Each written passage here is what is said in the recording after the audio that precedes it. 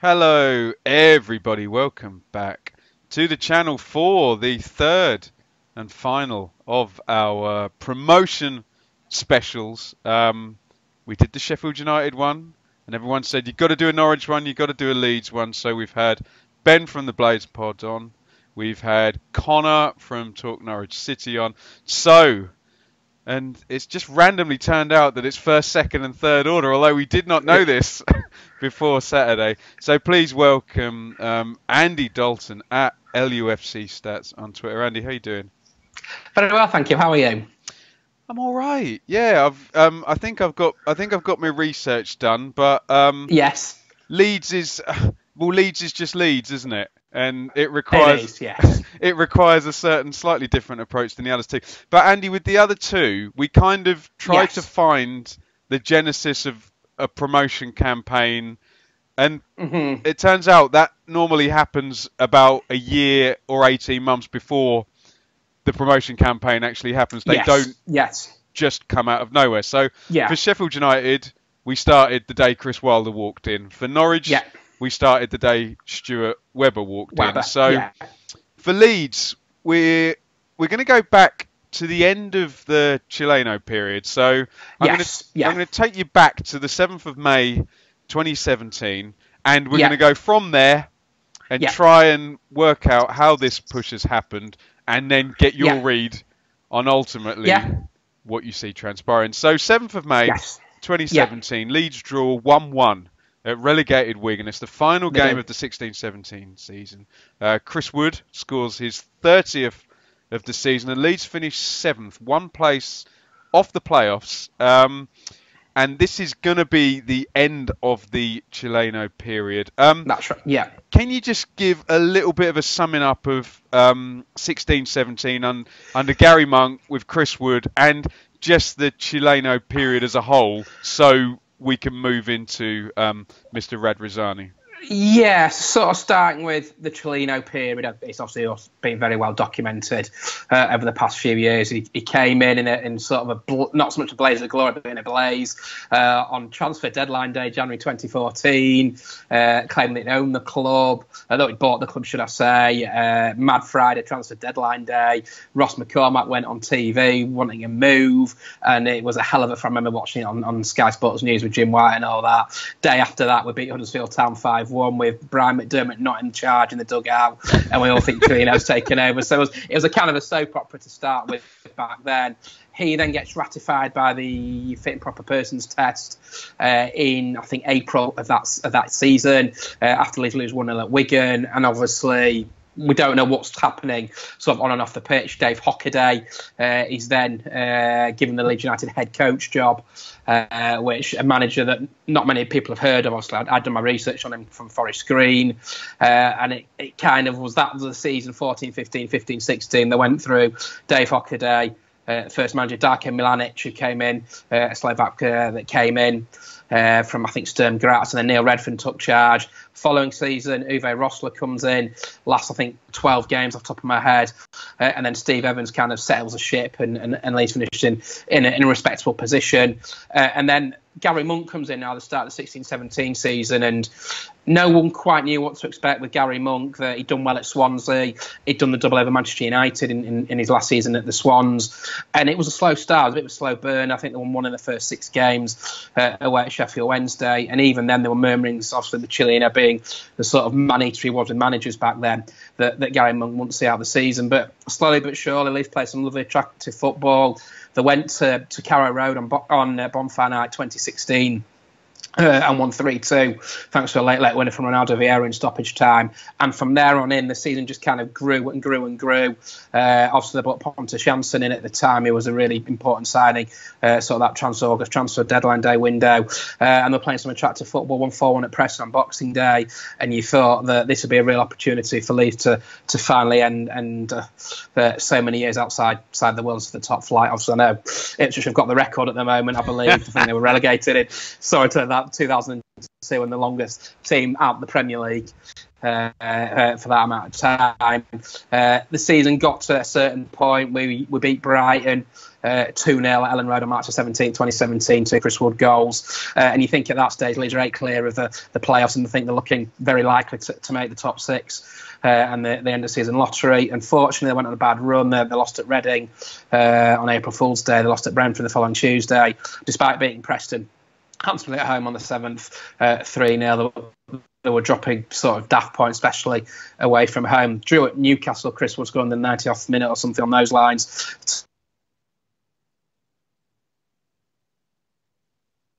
to sort of salvage a very undeserved flat, and they got beat 1-0, and they went away to Burton and lost by 2 goals to 1 at Burton, and that was kind of the end of that. They drew 3-3 with Norwich, 3-0 down.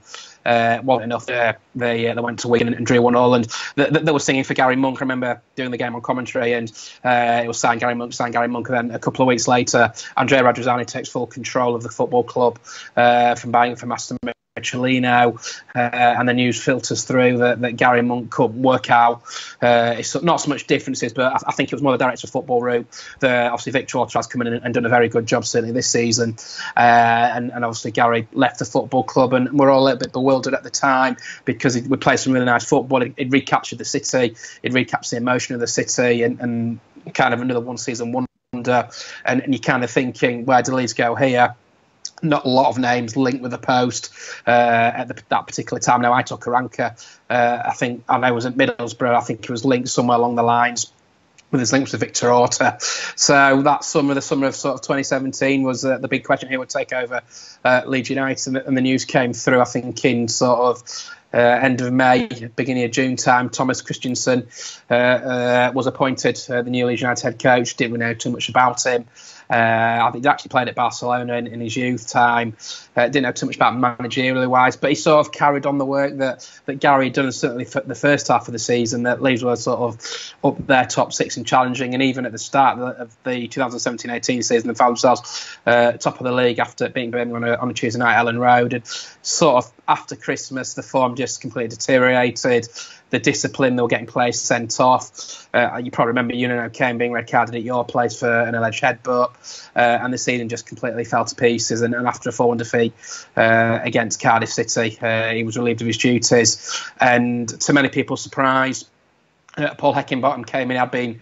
He was at Barnsley at the time, and he came in to be the new head coach, and it didn't quite work out. Look, Paul's done a very good job at Hibernian at the moment in Scotland and winning a lot of football matches. I remember speaking to him at the end of season last year, and he felt that there was a lot of issues with the goalkeeping problem, especially with Felix Wiedwald, and he was dropped in favour of Bailey Peacock-Farrell, but they just couldn't cut out the silly mistakes, and the season ended with a bit of a whimper. They finished 13th place, and obviously Paul was then relieved of his duties in May time after the trip abroad, and it just felt that they needed a big name to just kind of recapture the emotion of the city. And obviously the name Marcelo Bielsa came out of nowhere. We'd all done his...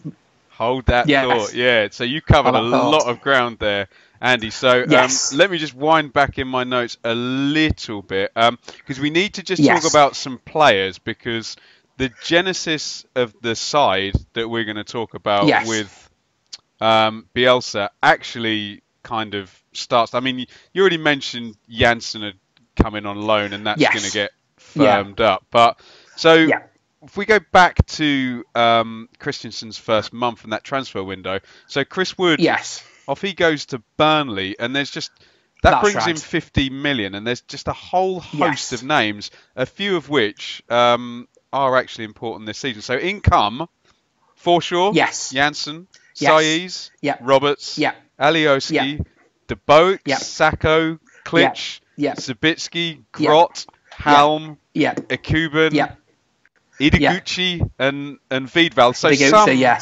some more successful than others. But when you look, Andy, Forshaw, Janssen, Roberts.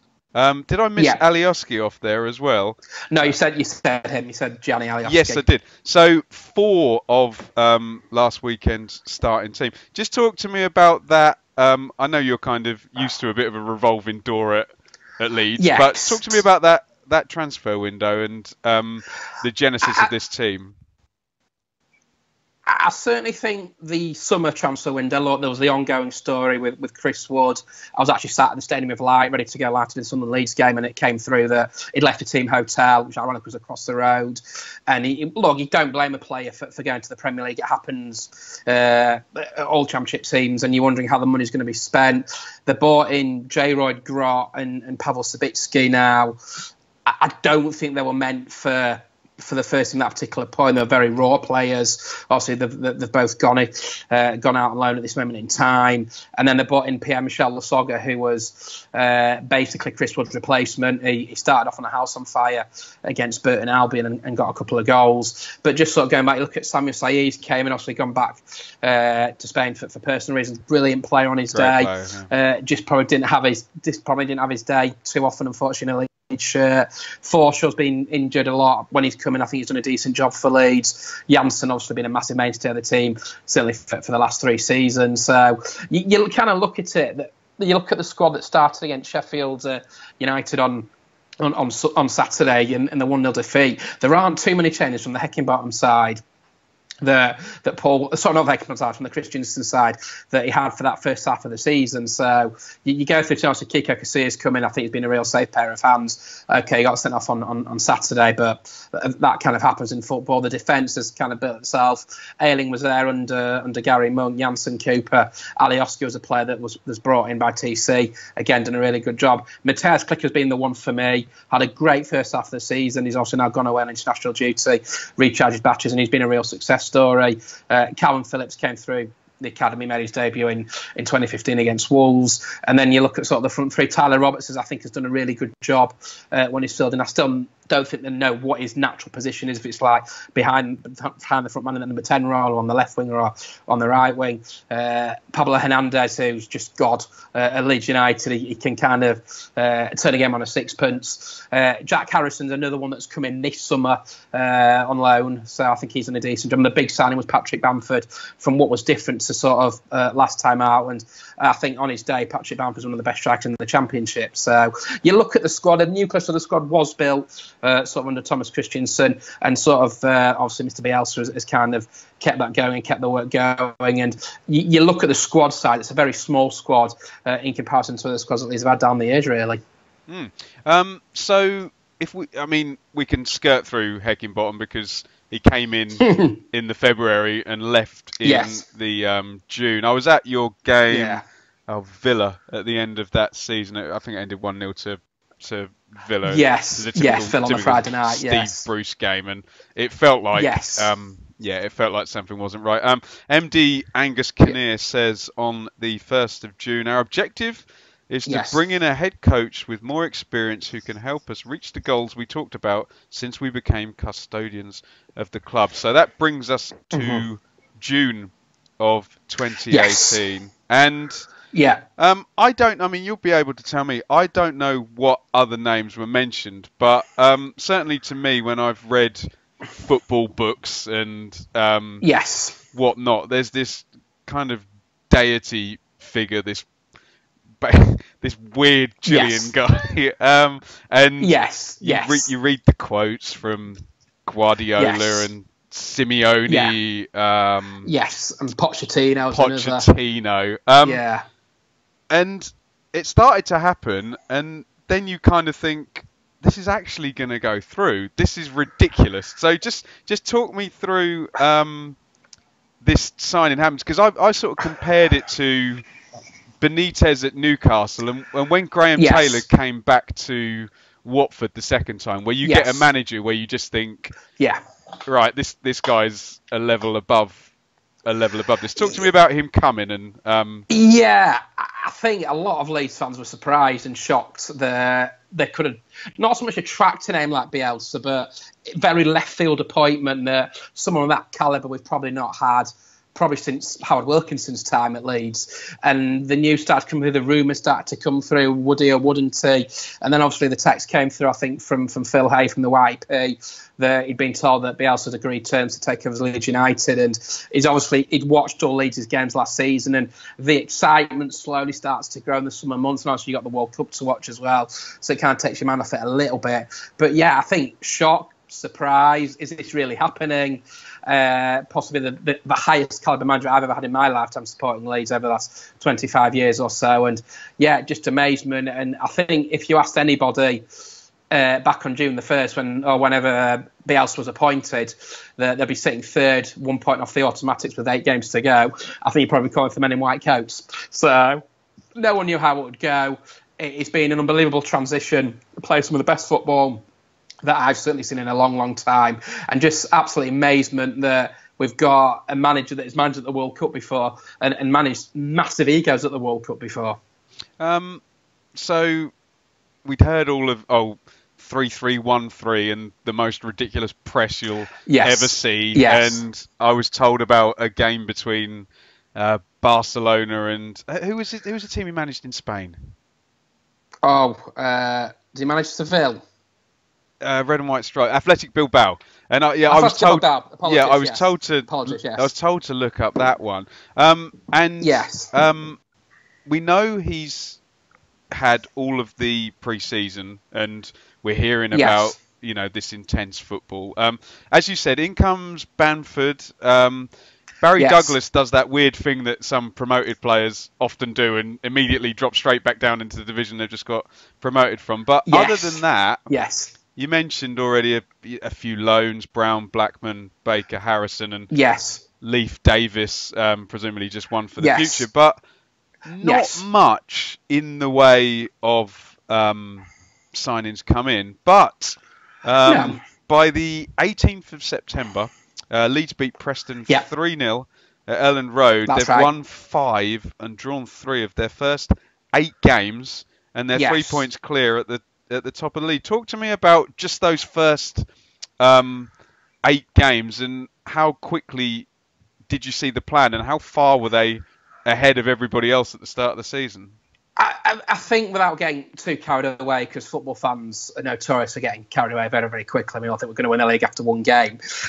You sort of look back. I'm going to take it month by month and start with August. The Stoke City game was absolutely fantastic. Warm, hot summer's day at Ellen Road.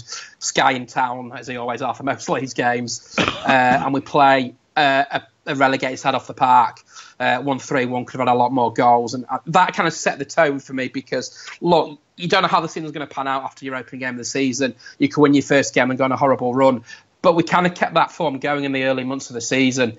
Went to Derby County and literally played them off the park in one of the best away performances I've seen in a long, long time. 1-4-1. I'm not going to mention their manager because I'm sick of hearing his name. Please, you can cut that bit out. And then we beat Rotherham, Ellen Road 2-0. And obviously we'd had the cup game as well against Bolton. And at that point, Bielsa became the first ever Leeds United manager in the history of the football club to win his first 4 games in charge. And we've had so many managers that's been through the revolving door since 1919. And you slowly start to think it's something special kind of going to happen with this team. We then have 2 back-to-back away games away at Swansea, drew 2-2, really important point. That's Swansea were again newly relegated from the Premier League. Ollie McBurney had a really good game against his sort of hometown club. Leeds salvaged a point through Pablo Hernandez, and then they go to Norwich and win 3-0 at Norwich. And at that stage, you'd have thought Norwich would be top of the league with Leeds chasing them at that point. But obviously, Daniel Farke's done an absolutely fantastic job at Norwich City, and they look like they are going to go and win the league. And hats off to him. But that particular point, Leeds were superb, won 3-0, could have had a lot more goals, and then drew 0 against Middlesbrough, which I kind of expected with a Tony Pulis Middlesbrough side. I know he's got a lot of stick for being very defensive. Not too many chances on that night, and 0 was probably a fair result. But Leeds go into the first international break top of the league, and you start thinking there's a possibility here that this team might go on and do something special. I think then after that, off the top of my head, they drew to Millwall, got a late goal from Jack Harrison. And again, Millwall's a notorious tough place to go, especially from a Leeds perspective. The crowd are very on top of you, make it very intimidating, and end up with a late point against Millwall. And then from there, I had a few home games that I seem to recall. I think Preston obviously was one of them. Then they lost to Birmingham. But even then, you looked at the season, you think, they're going to be up there, certainly top six, so I think they can keep this intensity up. And we all know what Bielsa's high press is like. A bit like when David Wagner first came in at Huddersfield, it was a very gegenpress, to use a sort of a terminology. And yet, even at that stage, look, I'm not one for getting carried away. I've watched too much football down the years to even think. Cause as a football fan, you even think the worst. If you're 4 points clear with 2 games to play, you still think you're going to lose and blow it and lose 2 games back into the season. But yeah, you look at that September period, okay, they had the rock result against Birmingham, but the bounce back against Hull City. So yeah, it was a really, really good start, really good football. You know you're going to get beat. Obviously, Gary Monk came back. He obviously don't want to lose to the ex-manager, but he did.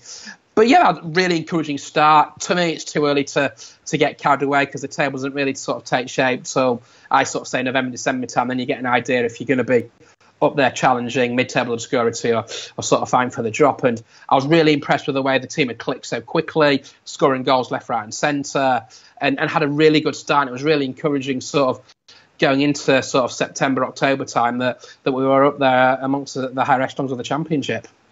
So there is a small blip. I first see Leeds in October. They beat Ipswich 2-0, and that game sees the return from injury of Rufin Hernandez, and that had kind of coincided with a run of 1 win in 5. Although that result puts Leeds on the top of the table, it's a bit more tight then. Really, the first big hitch. You have to go to the 10th of November, and Leeds are beaten 4-1 at West Brom, and that's the first time they've been properly beaten. Just talk to me a bit about that game. Was that a big outlier or a bit of foreshadowing of how you might play against Leeds? I think it's a difficult one to sort of look back on. I think it was a bit of a reality check. In a way, Leeds had a lot of possession that day and couldn't turn the possession into goals. And West Brom came out second half, scored 4, and that was that. But we knew that teams, with the way that Leeds play, because they're so open and expansive, West Brom play the same way. And you kind of saw what Leeds did to West Brom at Ellen Road the other week. You are going to get those kind of results. Look, Leeds went to Norwich and won 3-0. Norwich are flying at the top of the Championship. It is the league. West Brom were very, very good that day. I don't think Leeds were poor that day by no means.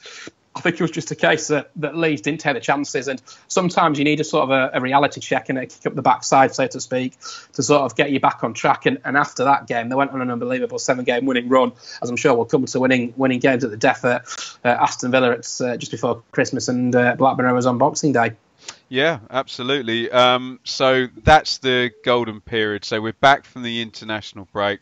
7 wins on the trot, and these 2 epic 3-2 victories. I was at the game at Villa, and it's the best game I've seen this season, and I doubt very much it will be beaten.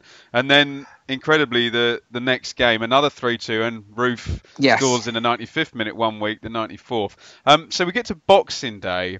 Leeds are 3 clear at the top, 6th clear of third place, West Brom, and gallingly now, I guess, 10 clear of Sheffield United. Talk to me about the winning streak. Talk to me about the late goals, and just talk to me about Mr. Hernandez, because for probably 20 minutes of the second half of the Villa game, I've not seen anyone get near that.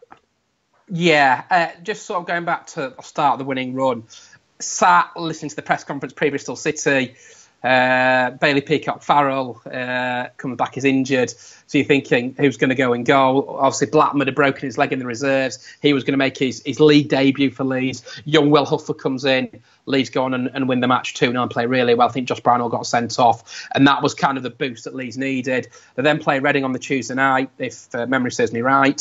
Win 1-0 Stuart Dallas goal, and Bailey Peacock-Farrell come to a little bit of unfair criticism, in my opinion, saves a Mark Minotti last-minute penalty, back-to-back victories, and it's just what you need to kind of set you up on the run. Then, for me, what's probably one of the most important victories of the season, it might prove to be, I don't know, come the end of the season, go to Sheffield United, nip and tuck a bit like the game on Saturday.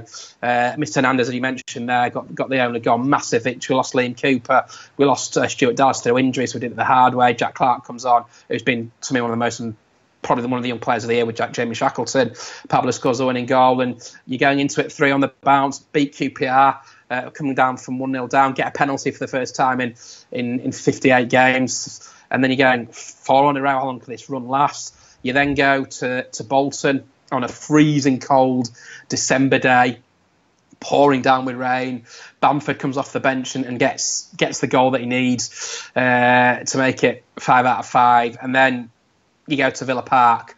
And even at 2-0 down, I was sat there thinking, this game's not over. Do you know, if you get the Andy, next goal... Sorry to cut, I totally agree with you. Villa's finishing in that first 15 minutes was ridiculous. They had 2 chances and they absolutely killed you. And you could see it could swing back. Yes, and it just kind of took that goal from Jack Clarke just to get Leeds going. You could see the belief coming back into the players' eyes and the momentum swinging. Pontus gets the equaliser. I was actually watching it on TV, and then pandemonium when Kim Al-Roo scores a win in the 94th minute. Unbelievable scenes to come away from home against a side who are tipped to be up there. Now they're creeping back into the playoffs. Now Aston Villa was, for me, a massive statement, and the old stat came out that the team top of the league over the last 10 years at Christmas Day's all gone on to win promotion, which frightens me, things like that. Because if there's one team that like to break records, it's probably Leeds, but you know, and there's still 8 games to go. And then literally, a few days later, Boxing Day, Blackburn come to town, Leeds totally throw an own goal, then fall behind, late on, Charlie Mulgrew scores a free kick, and you start thinking, 6 games, okay, done. We'll move on to Hull City on the 29th. And an unbelievable, I don't think I've been in a ground knowing a noise like that with 2 Kim Al-Roo goals, even later than the Aston Villa one, and 7 wins, not been done in the top two flights of English football from a Leeds perspective since 1999, and just unbelievable scenes. And you come out of the ground absolutely buzzing, and just a surreal feeling that you finally feel this may just be our year. Unfortunately, went to play Hull 3 days later, got beat. I think the euphoric victory over Blackburn Rovers took a lot out of them. Hull did a job. Jared Bowen's been one of the players of the season for me, comes and scores 2 goals. Wow. But Leeds end the season in a very, very good position, and there's a lot of excitement to go with. So going into the new year, really. And then we pick it up for just about the most Leeds thing that you can possibly do. So you mentioned the defeat at Hull and one at Forest as well. And yes, on New Year's Day. Yes, I have a ticket here for Leeds versus Derby that I just happened to have bought, thinking, oh, this is going to be a good game. I want to be at this one. I like going to Leeds, you know, top of the table class. And the day prior to the game, a man is spotted at the perimeter fence of Derby's training ground and taken away, but not arrested. Taken away in a police van. When asked about this, Marcelo Bielsa replies that yes, he was sent by Leeds, and that staff had also been sent to every opponent that Leeds had played. So we then get a bit of chaos starting, and Leeds are actually brilliant in the game, and Jack Clarke destroys Derby. And it gets to the following Wednesday, and I remember you tweeting, I feel sick, because the press conference is called, and we think he's off. Bielsa's he's going. Yes. And what then proceeds is the most Alan Partridge 70 minutes of a PowerPoint presentation of Bielsa kind of showing everybody all of his research to say, yes, we sent him, but look, we knew everything already because this is what we do every game. And this made international news because of Bielsa's reputation. Just talk to me about this week from the Thursday through to the Wednesday. I must admit, I was all over it, making videos about it because it was just so fascinating. But it was insane, wasn't it? Yeah, look, I've followed Leeds United since 1991, and I've never known a story like it. It turned out to be a storm in a teacup, and I think the calls for points deductions were very OTT. I think it just shows the dedication to the role that Bielsa's got. He's looking for any sinew that he can get over the opposition. And I remember sitting on the gantry prior to the Derby County game, and he came out on Sky Television and said, yes, we've done it. He'd apologised to Frank Lampard. I have to admit, I thought Frank Lampard's reaction was a little OTT, and I think that just showed a little bit of naivety in football management from Frank. Look, he's done a decent-ish job at Derby County, but I just felt at that particular point that he kind of came out sort of looking looking on the wrong end of it, basically. And I remember that Wednesday night when the tweets came through saying, on the Wednesday afternoon, should I say, that there's been an impromptu press conference. And look, football fans are like that. When you hear the word impromptu and press conference, you start thinking, oh, God, what's going on? Text a few people, put a few people's minds at rest. Thankfully, he came out, did the most unbelievable PowerPoint presentation.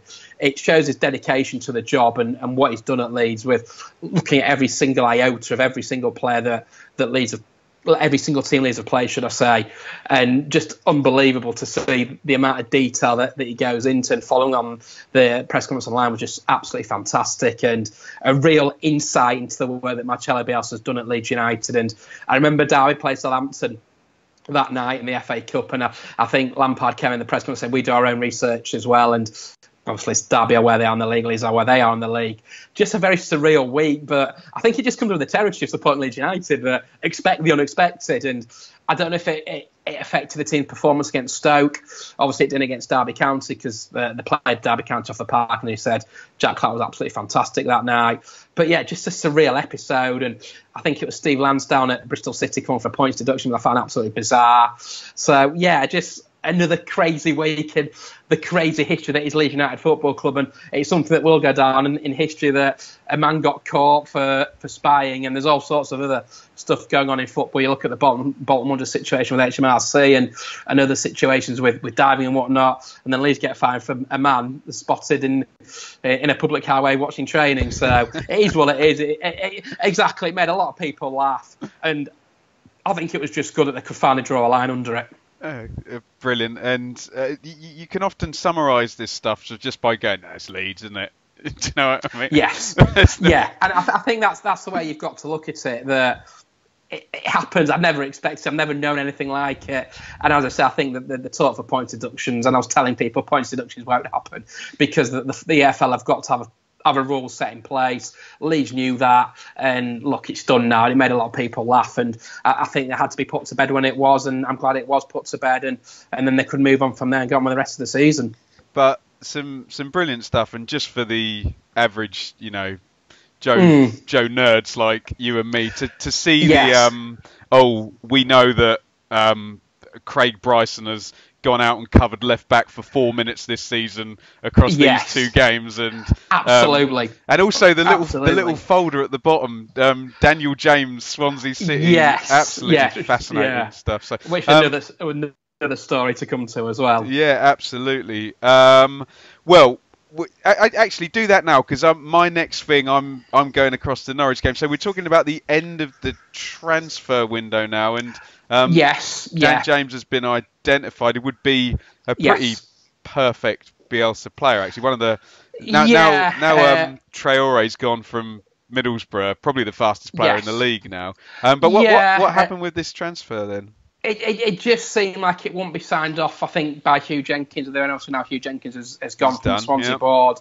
From what I understand, Dan James is in Leeds. He was signed, he'd done all the media shoots. He was ready to sign and was waiting in the offices. And it got to 11 o'clock. We're all sat there on our phones waiting for news, as it is the norm nowadays with transfers. And it came through that he hadn't signed, and it did feel a little disappointing, because you kind of felt that the Dan James might have been that final piece in the jigsaw, but it wasn't to be. We may revisit it in the summer. A lot depends on what Swansea's sort of financial position is. Look, I'm one of a belief, if it's meant to be, it's meant to be in football. Unfortunately, on that occasion with Dan James, it wasn't meant to be. And you move on. Look, it would have been great to get him in, because I think he's a fantastic winger. Watched him against Norwich City the other week, and he's got bags of energy, bags of pace. Yeah, and I thought he's probably their best player on the day. But look, you've got to work with what you've got, and I know Bielsa likes a small squad, and you just got to move forward with it. I'm not a big fan of the transfer window, certainly in January, because I think there's a lot of panic buys, and I've never been a fan of that. I don't mind at the start of the season, but come January, people are trying to panic to get to that, either get into the playoffs, promotion places, or strive off relegation. So, yeah, disappointing, but you've got to move on, and they knew they had an important fixture against Norwich City that weekend. Yeah, so this is the one we'll get to. So it's February the 2nd. Yes. And Leeds go into the game 3 points ahead of Norwich and 6 ahead of Sheffield United. So Leeds are still that's right. Still trading off that brilliant run before Christmas. if I can play devil's advocate, Norwich were very good, but did Leeds choke that big occasion? I wouldn't say choke. Again, I thought we had chances in the game, and I think Norwich got a really early goal off the top of my head, and it changes the mentality of the game. I know they say, as a cliche, the first goal is always crucial, and that night it was. Norwich, for me, have been brilliant. They're probably one of the best teams I've seen at Ellen Road, certainly this season. And they came and did a job and deserved the 3 points on the night. And again, it just felt a little bit of a missed opportunity that had they won that game, it could have been very different. I remember the late Sir Bobby Robson saying, "if" is the biggest word in football, and it still remains the same to this day. And yeah, disappointing because they're the games you want to win against your opponents and take points off your opponents. But fair play to Daniel Farke's men. Came, did a job, got the 3 points, deservedly got the 3 points. Certainly on the second half, showing that they controlled the game very, very well. And it happens in football. It's a championship. You're never going to have it your own way every week. And Norwich on that particular night, similar to the sort of the Sheffield United game that we'll come to a bit later, deserved the 3 points, and it left Leeds to kind of lick the wounds ahead of a tricky trip away at Middlesbrough. So, defeat at Stoke and Rotherham, win at Rotherham, beg your pardon. Win at Rotherham, yes. In comes Kiko Casilla, the new goalie. There goes the Norwich game. Sorry, I'm in the wrong place. So Leeds actually come back well. I beg your pardon. Calvin Phillips scores that crazy late goal at Borough. Yes. And then back-to-back wins, Swansea and Bolton. And I said to you before we started this, I don't want to keep dwelling on defeats, but so far a theme that will maybe worry Leeds fans is they've got themselves into great positions here, and then the cameras and all the eyes are on them, and we go to QPR, and again, Leeds fans are telling me to stop going to Leeds games now, because I was at this one. It's your fault, yeah. I was at this. It's really not my fault, but I was at this one as well. And Rangers are on a big losing streak, and it just. Am I barking up the right tree or the wrong tree with this Leeds putting themselves in front of everybody? And a few times now, when we get on to the most recent example, where it hasn't gone the way they'd want it to. Yeah, certainly look at the QPR game. It did feel like a little bit missed opportunity. There was a great picture of Bielsa at the end of the game, almost in tears, and in the just corridor outside the dressing room. Yeah, wonderful picture. They sort of summed it up, and it just felt like a very flat performance. Again, there are chances. I think it was Freeman that got the winning goal. That never night. Plays badly whenever I see QPR. No, he's a good player. He's a good player as well. I don't think he'll be there next season, but that's a story for another day. And again, they had chances. Bamford had a couple of chances. On another day, Dallas has a chance that could go in, and you may be looking back at those games at the back end of the season and thinking, if we're taking 3 points here or 3 points there. But look, any team can do that if you don't get into the automatics. But saying that, from that QPR game, they came out with the best performance I've seen in many years at Ellen Road against a very good West Bromwich Albion side, and taking the lead after 16 seconds, obviously. And it kind of set the tone. So, Andy, disappointing QPR, yes. Can you just touch on, because we saw it I've seen it firsthand twice, once in the Villa game and once in the Derby game. I call it Bielsa turbo mode. Can you just describe when this clicks? Because I don't think I've ever seen anything like it, where it's just an absolute tornado, and it looks like they could literally score 7 goals in 10 minutes. I certainly, just going back to the first one, the Villa game, just before Christmas, at 2-0 down, Leeds were still the better team, in my opinion. And obviously that proved the point when they went on to win 3-2 and could have had 6 or 7. They kept going and kept attacking, and obviously got the late winner for Kemar Roof. The Derby game, they're on it from minute 1. But it's the speed and the incessant nature of it, isn't it? Yeah, it's just attack, and it's high press. Again, going back to that Gegen pressing that sort of David Wagner did at Huddersfield Town, that proved really successful at Huddersfield Town and ended up winning promotion. And the West Brom game, you take the lead after 16 seconds, it settles the nerves down, and West Brom are playing on the back foot literally from kickoff, and the speed of the attacks. And when Bamford gets the second goal, it's probably game over, because West Brom didn't look likely that night. I know obviously Darren Moore got the chop, and James Sharn's come in and won 2 games, but just that night it did feel things had started to click. They then get 2 big back-to-back victories away at Bristol City, which was a very different type of performance, a very gritty performance, very determined performance. And then they play Reading off the park last week, 3-0 at half-time, could have been 6 at full-time, which brings us to the biggest game of the season at the date, Sheffield United on Saturday morning, Saturday lunchtime, and all were set up. Sheffield United coming on the back of a victory over Brentford. Leeds come on the back of it on a victory of 3 straight victories, and you're thinking at that point, if Leeds can win the game on Saturday, they go into the final international break sort of 5 points clear. So we talked about it a couple of times, and I mentioned it. All eyes on Leeds, and it's gone wrong. Can I give you another theory that yes, not many teams withstand Elland Road, and it strikes me that the ones that have had most success against Leeds survive and then actually attack them.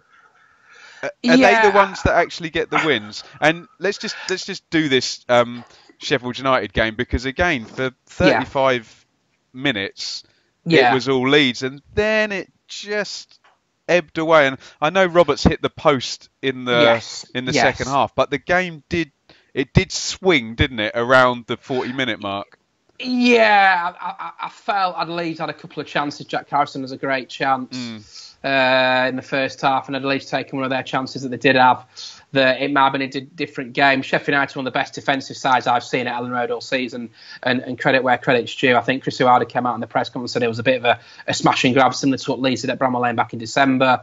If the Roberts shot goes in, it's probably a different game. Sheffield United have conceded enough, I think, for 7. They go on the attack. An error by Liam Cooper, and I'm not going to get Liam Cooper's back one bit. He's been unbelievable for us this season. Every player makes errors. That was very much a forced error by a very clever striker, wasn't it? In Billy Sharp. I've got a lot of time for Billy Sharp. He's one of the most likeable non-Leeds players, in my opinion. Picks the ball up, and Chris Basham fires in past Kiko Casilla, and Sheffield United have got the away goal that maybe or maybe not they deserved, and they've got something to hang on to. And Leeds had a chance with Pontus Jansson late on, and then all hell breaks loose with Kiko Casilla being sent off, which I think is probably the right decision in all honesty. And then we're wondering who's going to go in out with all 3 subs being made. Obviously Jansson, who's hobbling at this moment in time. Pablo wanted it, didn't he? Pablo wanted it, but he put Pontus in net, because I don't think Pontus could run that particular point. So but do you know what? I'm quite philosophical. We're now in a position where we've been hunted down all season by Sheffield United.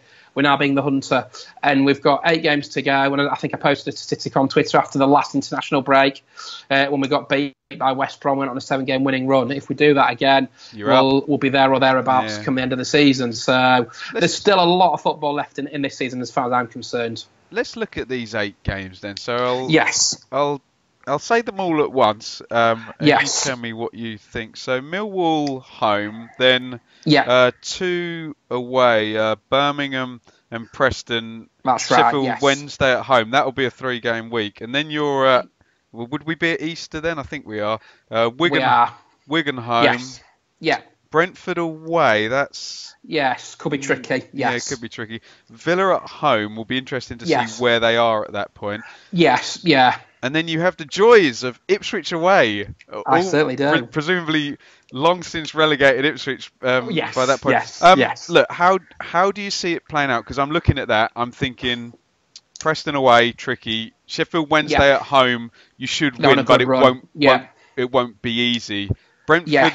Brentford away, that I believe that's after everybody's played. That's a 5:15. Yes, which again, I'm going to come to that, because that can be psychological, knowing where you are in the league table at a particular point. Just doing them sort of game by game. Yeah, go ahead. Millwall is never an easy game to play. They're coming on the back of a heartbreak against Brighton and Hove Albion, when they really should have won that game. Obviously, the international break, at least can come out, refresh the batteries. Millwall battling against relegation. Millwall can always score though with the set plays in Jake Cooper. Very they much can, so. They can always score, can't they? Yes, they'll have. Who got sent off at the weekend? He might have to refresh my memory. For Millwall, they had a player sent off against Brighton. He's suspended for the Leeds game. My name escapes me. But yeah, look, they did us over last season at Ellen Road. They won 4-3 in one of Christensen's last games of the season. I think Leeds will have too much for them. I really do. And Sheffield United got Bristol City at Bramall Lane. Won't be easy for them. But you can't worry about other teams' results. I know, obviously, Leeds require a favour somewhere along the lines, but you've just got to worry about your season's results. And if you're in second when the music stops, you deserve to go up.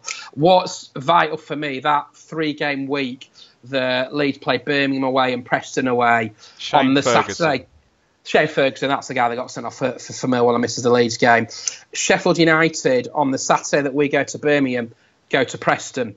On the midweek, we go to Preston, they go to Birmingham. Around. So you'd rather have it that way around if you're a Leeds fan, wouldn't you? Yeah, you probably would now. Preston are on an unbelievable run under Alex Neil. I know he was linked with the West Brom job, but I can't see that happening. But Birmingham is a real strange one for me because there's rumours abound they're going to be losing 12 points. I don't know what's going to happen with them. That's Birmingham. Matt Lawton. That's from a good source. Yes. Would drop them literally onto 38 points and into the midst of the relegation. Absolutely, and I know from reading the Bolton situation, if the points are going to be deducted this season, it's got to be done by March the 28th. So that'll be a week tomorrow, I believe. So yeah, that won't happen because it's April the 3rd is the next hearing. So I'm guessing then they may not lose the 12 points. Look, I don't know the ins and outs and the authorities. I don't know the EFL. I don't think anyone knows the EFL rules. I think Birmingham will, but Bolton won't. That would make sense. That would certainly make sense. And if they do lose those 12 points, that'll firm into the midst of relegation scrap. Birmingham are the only team that can now do the double over Leeds, so that'll give Gary Monk to aim at. Again, a very tricky game, but having seen Birmingham on the TV the last few weeks, they've just, I'm not so much down tools, but they've just phased away a little bit. And then you've got Sheffield Wednesday at Ellen Road. Steve Bruce has done a brilliant job, 10 unbeaten since he's come in. Went to Hillsborough in October and we played them off the park and should have won that game. But again, it depends where Sheffield Wednesday. Look, Sheffield Wednesday always wanted to get one over on Leeds. You've then got Wigan at Ellen Road. That's a 3-pointer. You'd expect so. They're dropping like a stone a little bit at the moment. Very poor away from home. Yeah, got a big victory against Bolton, but Bolton, as we know, are in absolute disarray. We then go to Brentford on Easter Monday, and as you say, we play after everybody else, and psychologically, that could be massive because you can see the other results, and you've then got an idea of what Leeds will need to, I don't know where Leeds will be, or where Sheffield United will be, or where Norwich will be come 6 games' time. So you've then got Aston Villa, the last time game of the season. Again, could be moved for TV. Dean Smith has slowly started to turn things around after a bit of a rocky start, and then obviously we come to your place, and I'm hoping if we are still fighting for the title, that you'll lay down and die and let Norwich win the title and let Leeds go up. But to Paul Lambert's credit, you're still going to go down. I think you've accepted that. But you're starting to string a few performances together. It's just the draws that are killing you. So there's a lot of football to be played between now and the end of the season. It's nowhere near over. Had that Sheffield United game been 2 games towards the end of the season, you start thinking you're looking at the lottery of the playoffs. But there's 24 points to play for. It's a point difference. That can go in 1 game. So yeah, a lot of football left in this league, as far as I'm concerned. We see it in all these promotion races. Someone will lose a game. I know I just said Wigan at home. Someone will lose a weird game like that. It always. Yes. I remember there was a famous Ipswich one when they were challenging under Burley. Like 3 games for the end of the season, they lost at home to Crewe, who got relegated. Yes. And it's just completely out of nowhere. One of these will happen. It just depends who it happens to and at what stage. And pressure does funny things to people. Yeah. And now Sheffield United are in that position where they're going to feel a bit of the pressure with Leeds breathing down their necks. So, yeah, 8 games, 24 points. It could go right to the wire. So, yeah, a lot of football to be played. I'm not one of these doom and gloom merchants just because we've lost a game. OK, we lost an opportunity on Saturday, but For me, it felt like Sheffield United had to win the game more than Leeds, if that makes sense. Because had Sheffield United gone 5 points behind with 8 to play them out, I found it very difficult to try and claw that back. But for me, Ben, there's 24 points to play for. An awful lot can happen. Norwich goes to Middlesbrough. I know Middlesbrough aren't great at the moment, but they have got a victory in them in the odd game here or there. They've definitely got a clean sheet in them. Absolutely under Pulis. Yeah. So, look, yes, disappointing on Saturday lunchtime, but not the end of the season as far as I'm concerned. I've watched too much football to think it is at this stage of the campaign. Andy, is there anything in the whole thing that surrounds Leeds, the fanaticism and everything? Is there anything in the pressure? I know when they're 2-0 up against Derby, it's the best place in the whole world, and the scarves are swinging.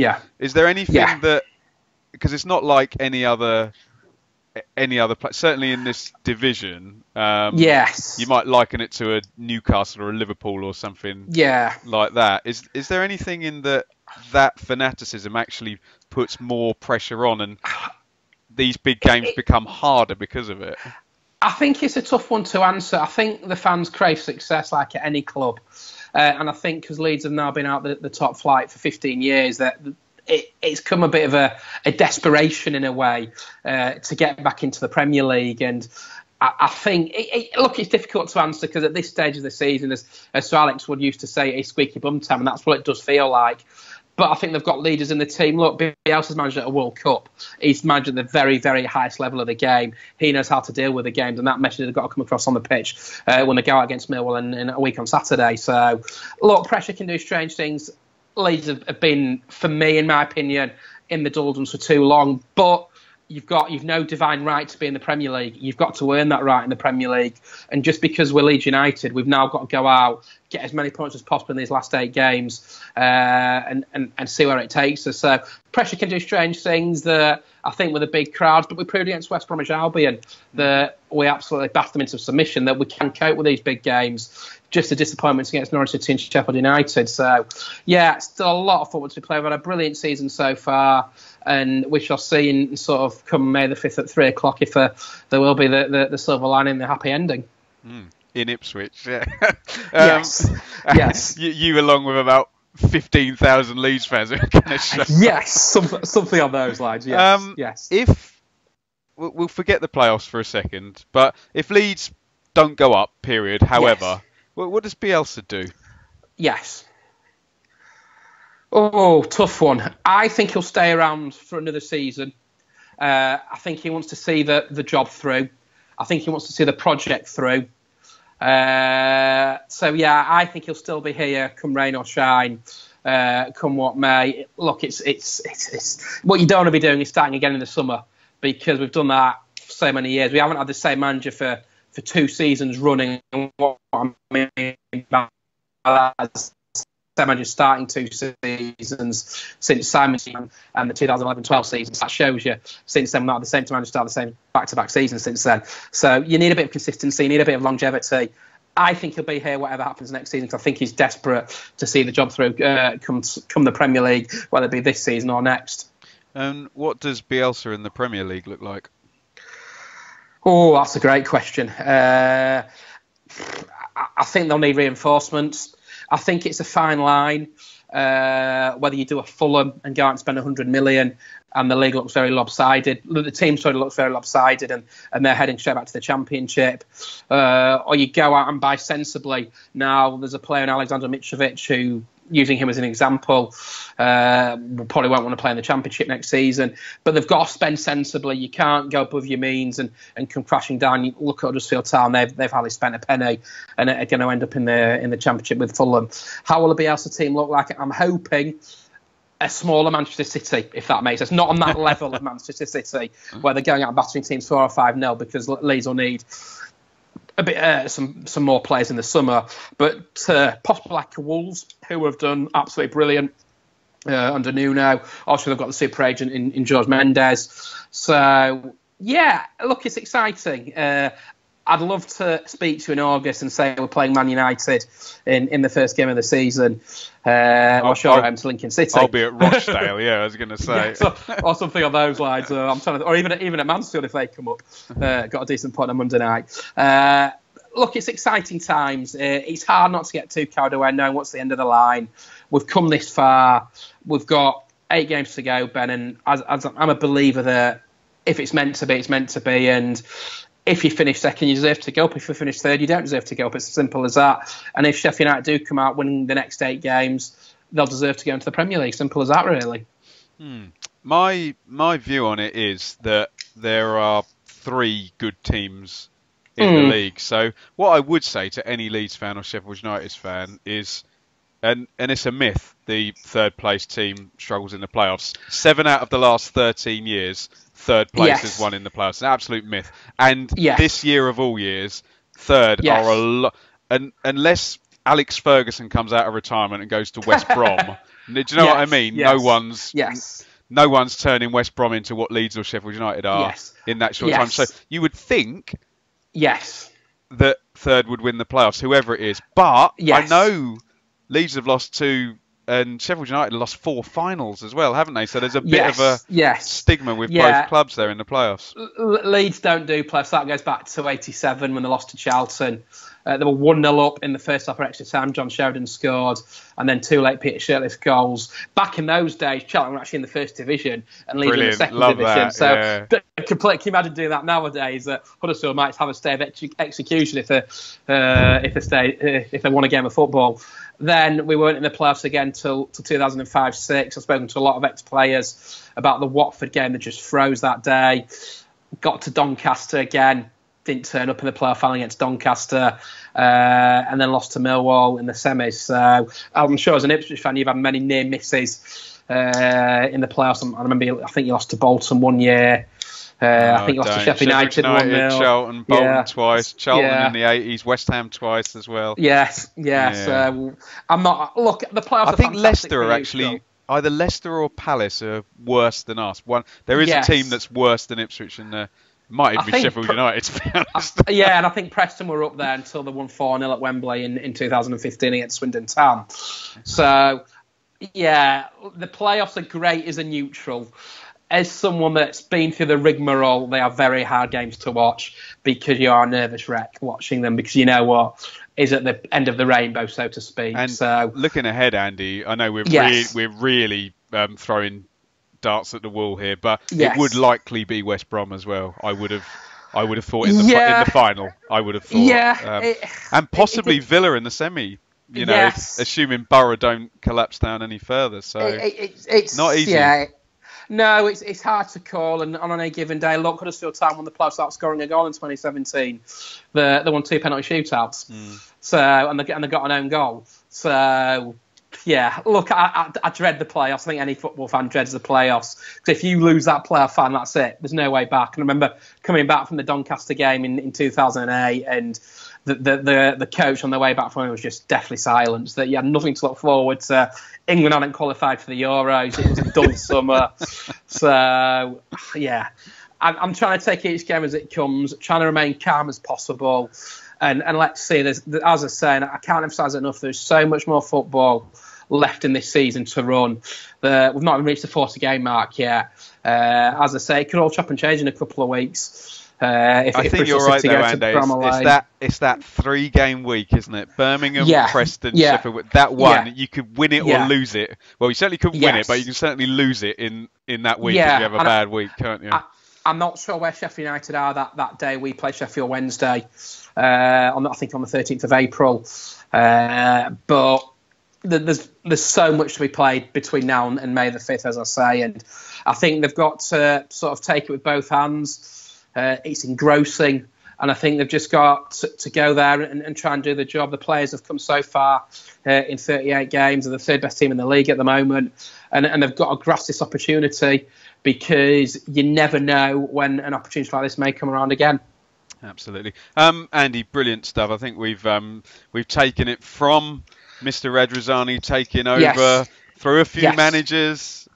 Yes. Here comes this football deity and a pretty good season. And what I also think for Norwich fans, Leeds fans, and Sheffield United, frankly, given the finances, none of you should be anywhere near, given what Stoke and West Brom and the other parachute teams have got available. So I think it's great that all three teams are up there, and it's not just a financial monopoly as well. And people say to me, we've gone out and spent a lot of money on Bamford. We sold Ronaldo Vieira for nearly 7 million. So we've not got that big a net spend. So, and you look at the likes of West Brom, as you say, Stoke, who are miles off under Nathan Jones at the moment. So, yeah, it's great to be up there. And as I say, they've got to try and grasp the opportunity with both hands because, as I said to you, if they don't, they might not be in this position again next season to attack the Premier League. So, long way to go. A lot of football. Nice to have a stress-free weekend this weekend. Chill out, and then go to a garden centre or something. Yeah. Yes, and then get the grey hairs back on. I'm sure. Oh, I'm saving them all for my beard. I think. Yes, I think I am. If Leeds do win promotion, but look, it's been a great season so far. They'll be in the playoffs at the very worst. It's not what they want at this stage of the season, I'm sure. But 8 games to go and a lot of football to go as well. Brilliant stuff. Andy, thank you so much for coming on. No problem. Can you just quickly give me a plug for your Twitter, which is mainly stats, and your book you're writing? Yeah, Twitter, LAFC Stats. I'm on, I think, 15,800 followers, which I'm astounded at that people like to read what I've got to put. So, yes, please follow. I'd like to get to 20,000 one day. I would like a blue tick, but that's another story. And yeah, I'm just in the process of writing my third book. Done the first two. The first one was Leeds United All White. John Howe did an absolutely fantastic job with the narrative of all the players, and I can't thank John enough. He was brilliant with that. Did the second book on Leeds United in the 1980s with Heidi Haig. Again, fantastic writer and author. And this one I'm doing, it's our centenary celebrations, our 100th year, and I'm just going around doing interviews with players and managers. Spoken to Steve Evans, spoken to Brian McDermott, spoken to all sorts of different players that played for the club, spoken to Tony Dorigo. Was Steve Evans wearing eyeliner when you spoke to him? It was on the phone, so I probably couldn't tell you. Who knows? So I spoke to Dave Hockaday as well. Actually, had some really interesting stories to tell about his time at Leeds. So yeah, and it'd just be nice if we could celebrate 100th year in the Premier League. So that'll be out hopefully the next 3 or 4 months or so. So yeah, I'll be plugging it as much as I possibly can over the next few months. But if you like your history and you like Leeds United, go out and buy it. Certainly be a good read. So yeah, really looking forward to getting stuck into it, and looking forward to when it does come out later on in the summer.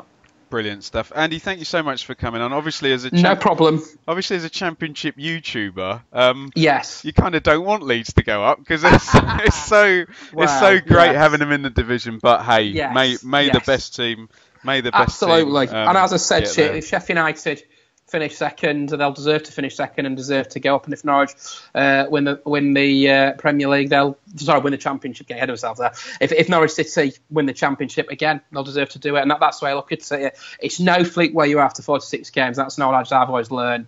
The process works, doesn't it? Yeah, the table never lies come the end of the season. Absolutely. Andy, brilliant stuff.